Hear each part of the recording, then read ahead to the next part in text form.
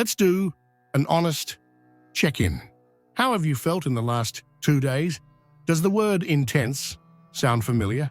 Perhaps you have felt more introspective, a bit suspicious, as if you were operating like a detective in your own life, searching for hidden truths, deep meanings and unspoken secrets in every conversation. Perhaps your emotions were deeper, closer to the surface. If so, you were perfectly in tune with the frequency of the moon in Scorpio, an energy of power, of control, of investigation, but also for many, an energy of heaviness and tension. But today, something changes. If you are paying attention, you can feel it in the air. It's like being in a dark and stuffy room for a long time, and suddenly, someone opens all the windows and doors. The light floods in. The wind circulates. The air, once dense, now feels light and full of possibilities. That is the feeling of the moon, leaving the deep waters of Scorpio and entering the open and fiery fields of Sagittarius. This is not a subtle or poetic change. It is a real and tangible shift in the collective emotional climate. And our nervous system, like a sensitive barometer, registers this alteration instantly. The focus of our collective psyche shifts from depth to breadth, from emotional intensity to mental expansion, from suspicion to faith. That is why, starting this Sunday, you might wake up with an almost physical restlessness, a desire for novelty, and a sudden aversion to your normal routine. This video is your practical guide to this change in climate. We are not going to use metaphors or mystical stories. We are going to use psychology and strategy so that you can navigate this powerful energy consciously. The energy of Sagittarius, which will dominate the next 48 hours, is like a sharp tool. Used with awareness, it can sculpt a new reality and open new paths. Used recklessly, it can lead to cuts and regrets. Our objective is clear. First, we will do a detailed diagnosis of the effects you can expect. We will dissect the physical restlessness you might feel, the mental optimism that may color your perceptions, and the search for a greater purpose that may suddenly arise. Next, we will do a serious and straightforward risk analysis. We will talk about the cognitive optimism bias, which is activated by this energy and can lead to bad financial or relationship decisions.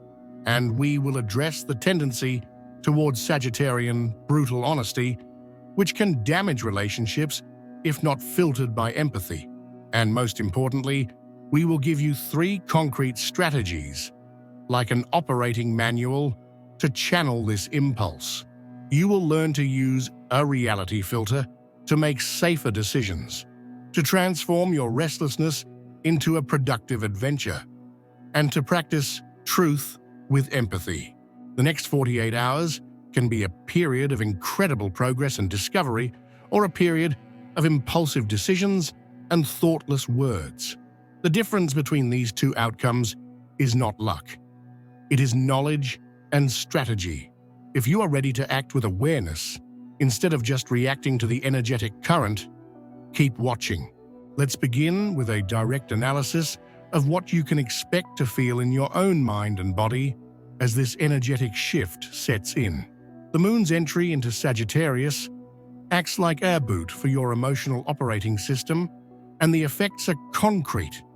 Understanding them is the first step to not being controlled by them. First, the psychological effects. The most immediate will be a notable increase in optimism.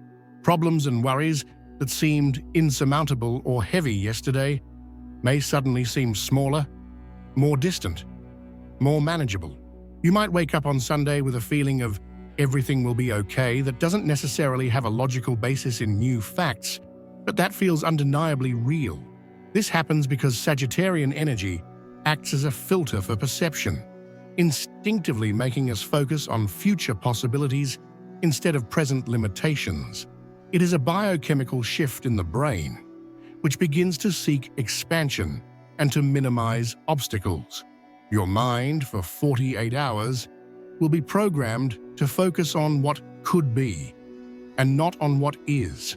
The second psychological consequence is a sudden and intense aversion to routine. Tasks that you normally perform on autopilot, answering work emails, organizing spreadsheets, cleaning the house, following a diet, may seem unbearably tedious and restrictive. You might feel an almost physical resistance to any activity that seems limiting or repetitive. Do not judge yourself for this. Sagittarius is the archetypal energy of exploration and freedom. Routine is, by its very definition, a form of containment and repetition. Your psyche will, in these days, be actively seeking novelty, learning, and different stimuli, and will instinctively reject any activity that does not offer this. Finally, on a mental level, expect a hunger for big answers. Superficial conversations about the weather or daily trivialities may become irritating. You will feel a desire for deeper discussions about the meaning of life, your purpose, philosophy, politics, religion, or the future of humanity. This occurs because Sagittarius is ruled by Jupiter, the planet of expansion and higher wisdom. When the moon, which governs our emotional focus, enters this sign, our primary emotional need becomes the search for meaning. We want to understand the why behind everything. It is an excellent time to read a complex book or watch a documentary, but it can be a challenging time for light and non-committal conversations. Now let's move on to the physical effects, as this energetic shift is not just an idea. It manifests very concretely in your body.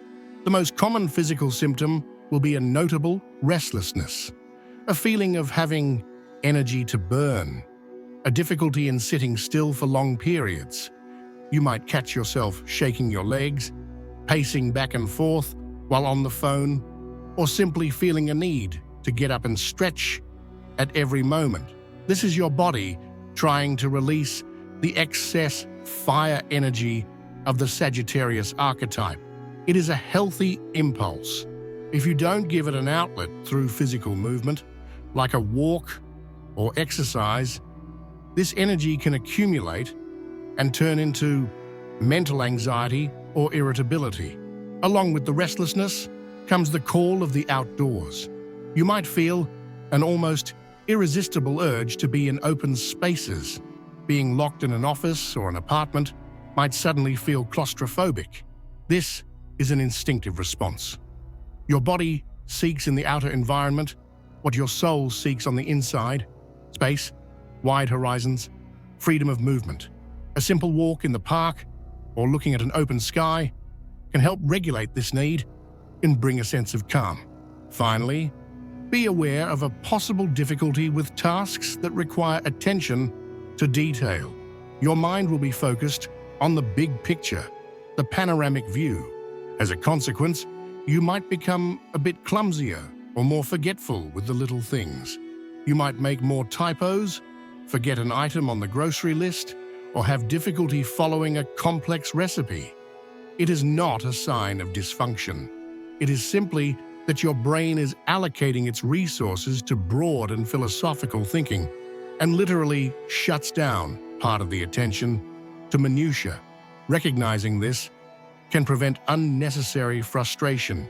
Understanding these symptoms is your first step toward using this energy instead of being used by it. Now that you understand how you are going to feel, we need to do a risk analysis, like a pilot checking the weather conditions before taking off. Every powerful energy, like a potent tool or a fast vehicle, has an incorrect mode of use that can be dangerous. Sagittarius energy is not inherently good or bad. It is an amplifying force. In these 2 days, it will amplify your wisdom or your recklessness. Our work here is to identify the 2 main psychological risks associated with this transit so that you can consciously choose wisdom. The first and most significant risk is what we can call the reckless optimism bias. The energy of the moon in Sagittarius can induce a state of euphoria and faith so overwhelming that it becomes a cognitive bias. Your mind, temporarily programmed for expansion and possibility, will begin to actively ignore, minimize, or ridicule the risks and negative consequences of your actions. You will not just see the glass as half full. You may not even register that the glass has an empty half. Let's see how this manifests in practice. In the financial area, this is the energy that looks at a very high-risk investment and only sees the potential for gain, completely disregarding the potential for total loss. It is the impulse that makes you make a large, unplanned purchase, be it an expensive electronic or a plane ticket, with the magical thinking of, "I'll figure out how to pay for it later." The euphoria of the moment and the desire for novelty completely override prudent financial logic. In your relationships and commitments, this bias is equally dangerous. It is the energy that makes you promise the moon and the stars to a partner, a client, or a friend. In that moment, your belief in your ability to deliver what you promised is 100% genuine. The problem is that this belief is not based on a realistic analysis of your time, your energy, and your resources, but rather on the excitement of the moment. You may end up making promises that next week, when the energy changes, will prove impossible to keep, generating disappointment, a breach of trust, and stress for yourself. The same goes for projects. It is the energy that makes you start a new business or a grandiose hobby without any planning, drastically underestimating the effort, discipline, and consistency that will be necessary to maintain it in the long term. This is not a character defect. It is a temporary bug in your risk assessment software. The energy of Jupiter, the ruler of Sagittarius, floods your system with the feeling of faith and possibility. And this flood suppresses the voice of caution and realism, which are governed by other energies, like that of Saturn. The second great risk comes from one of Sagittarius's most admirable qualities, its devotion to the truth. Under this influence, the need to be honest can turn into a compulsion to speak the truth without any filter, which we can call the brutality of truth. The impulse for clarity can run over empathy. In practice, this manifests in several ways. You might feel an almost uncontrollable desire to give your honest opinion about a friend's life, a relative's new haircut, or a colleague's work strategy, even if no one asked. In your mind, you will justify this as, "I'm just being sincere, I'm helping." However, unsolicited truth is rarely received as help. Most of the time, it is received as criticism and judgment. In discussions or confrontations, your approach may change. Instead of using the diplomacy and tact you would use on other days to address a problem, you might feel the impulse to dump the truth in an abrupt, direct, and cutting manner. Your mission becomes to say what needs to be said, without considering the emotional impact of your words on the other person. The search for truth becomes a weapon and not a bridge. This happens because the archer archetype is focused on the target of truth and tends to ignore all the surrounding context. The energy of Sagittarius is philosophical and intellectual, not emotionally subtle like that of Pisces or Cancer. This can lead you to focus only on logic and facts, completely ignoring the other person's feelings, which can be perceived as cold, arrogant, and insensitive. Understanding these two risks, reckless optimism and the unfiltered truth, is crucial. In the next 48 hours, most people will simply be carried away by this energetic wave. They will make purchases they can't afford, promises they can't keep, and speak truths that will cause unnecessary wounds. They will react to the energy thoughtlessly and instinctively, but you, who now know the risks have a choice. You can be a conscious surfer who studies the wave and uses its force to move in the direction you desire, or you can be an unsuspecting beachgoer who is simply swept away by it without understanding what happened. The choice between these two destinies is made through the application of strategies, which we will see next. We have arrived at the practical part of our guide, at the protocol that transforms energetic risk into a strategic opportunity. The impulse of Sagittarius is for action, for movement, for the arrow that flies toward the target. But the wise archer knows that victory lies not in the strength with which the bowstring is pulled, but in the clarity with which one aims. What follows is the protocol for aiming with consciousness. The starting point of any successful navigation is not action, but observation. The energy of Sagittarius grants you, for these 48 hours, a precious gift, a sharp mental clarity, the ability to step back from the details and see the big picture of your life with a broader perspective. Before acting impulsively on this vision, let's use it to collect data. Choose an area of your life that is causing you this traveler's fever, this restlessness. It could be your career, a relationship, your finances. Now, instead of acting, you will just observe and record. Take a notebook and make an honest inventory. What factually is working in this area? What factually is not? What is the concrete data? And what are your optimistic hopes? For example, in a career, a fact is, I haven't had a raise in 2 years. An optimistic hope is, but if I work harder, maybe they will recognize me. The goal here is to use the Sagittarian clarity, not to jump to a conclusion, but to see the complete landscape of where you are now. This act of objective observation by itself already neutralizes half the risk of reckless optimism, as it forces you to confront reality before trying to change it.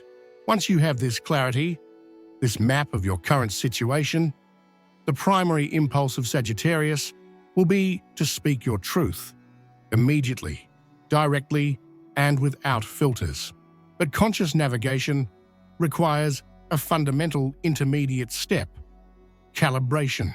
Truth without strategy is just noise, often a destructive noise.